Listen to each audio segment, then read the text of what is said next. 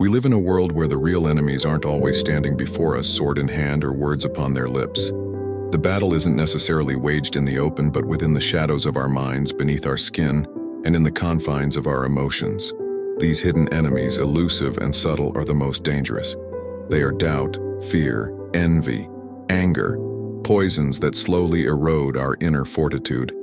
But what if I told you that we are never defenseless against them? The Stoics, ancient masters of the mind, forged their souls against such enemies. Through reason, discipline, and an unyielding sense of inner peace, they developed strategies not just to identify these insidious threats, but to defend against them. The truth is, our greatest battles are always internal, and the victories we seek are not measured by physical triumphs, but by mastery of the self.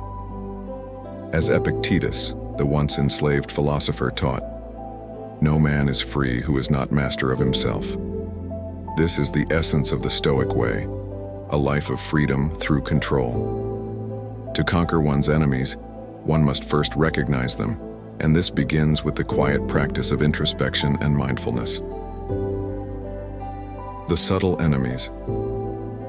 Within our enemies rarely announce themselves. More often, they take on the guise of normality, passing thoughts, fleeting emotions, or deeply held beliefs. It is easy to mistake them for something benign. Let's examine them closely. 1. Fear. Fear is one of the most treacherous adversaries, hiding in plain sight. It disguises itself as caution, prudence, even love, when in reality, it chains us to mediocrity and prevents us from achieving greatness. Fear is the inner whisper that tells you, "This is too risky," or "You might fail."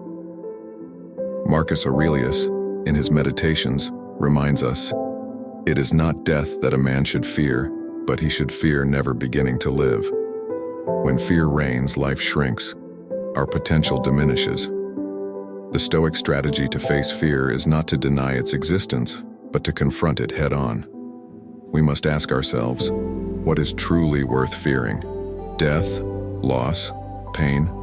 No, none of these are within our control, and what is not in our control cannot harm us if we do not allow it.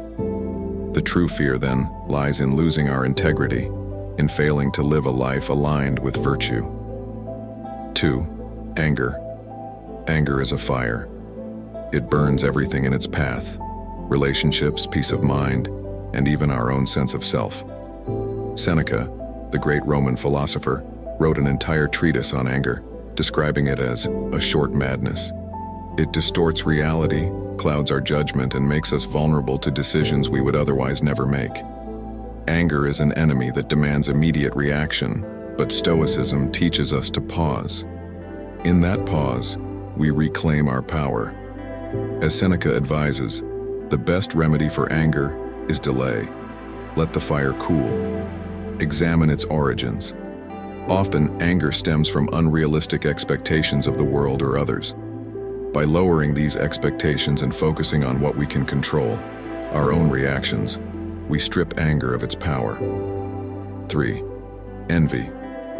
Envy, though quieter than fear and anger, is no less dangerous. It grows in the dark when we compare our lives to others, when we covet what they have, or when we feel lesser because someone else has achieved more. Envy is the enemy that whispers, "Why not me? Why should they have what I desire?" It erodes gratitude and breeds resentment. The Stoic approach to envy is to cultivate an appreciation for what we already possess. Epictetus taught that wealth consists not in having great possessions, but in having few wants. When we desire less, we free ourselves from the tyranny of envy. It is not what others have that harms us, but the desire to have more than what is necessary. 4. Self-doubt. Perhaps the most subtle and persistent of enemies is self-doubt. It creeps in when we are at our weakest, convincing us that we are unworthy, incapable, or destined to fail. It whispers that others are more competent, more deserving. Self-doubt is the quiet saboteur that erodes confidence and leaves us paralyzed. But as Marcus Aurelius reminds us, the impediment to action advances action. What stands in the way becomes the way. Self-doubt is an opportunity, not a barrier.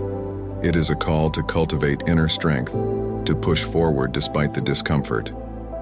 Every time we confront self-doubt with action, we weaken its hold over us.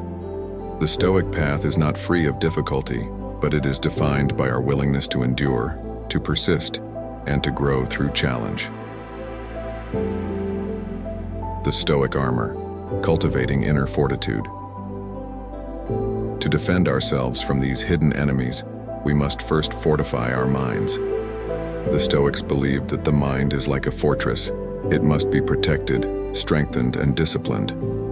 1. The power of perception. The first line of defense is perception. How we perceive the world determines our emotional responses. The Stoics were masters of reframing their perceptions, turning potential sources of distress into opportunities for growth. As Marcus Aurelius said, "You have power over your mind, not outside events. Realize this, and you will find strength."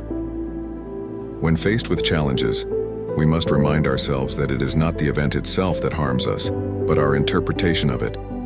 By changing our perspective, we can transform adversity into a teacher. The obstacle becomes the path. The challenge becomes the way forward. 2. Self-control. Self-control is the Stoic's sword and shield. It is the ability to remain calm amidst chaos, to choose reason over impulse, and to act in alignment with our values rather than emotions. Epictetus, in his discourses, advises us to make the best use of what is in your power and take the rest as it happens.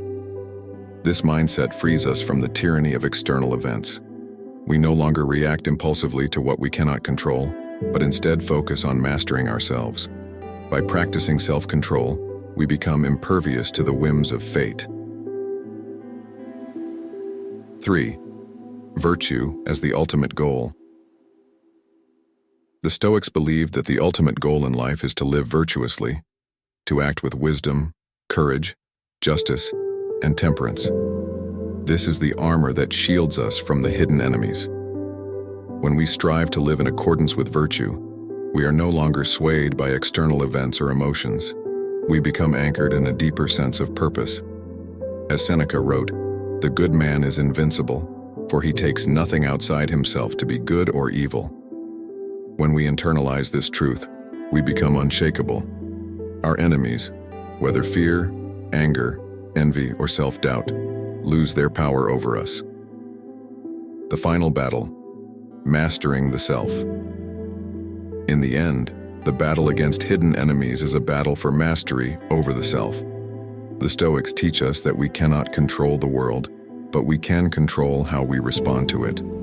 Our enemies are not external. They reside within us. But so too does the power to overcome them. Marcus Aurelius reminds us, "The soul becomes dyed with the color of its thoughts."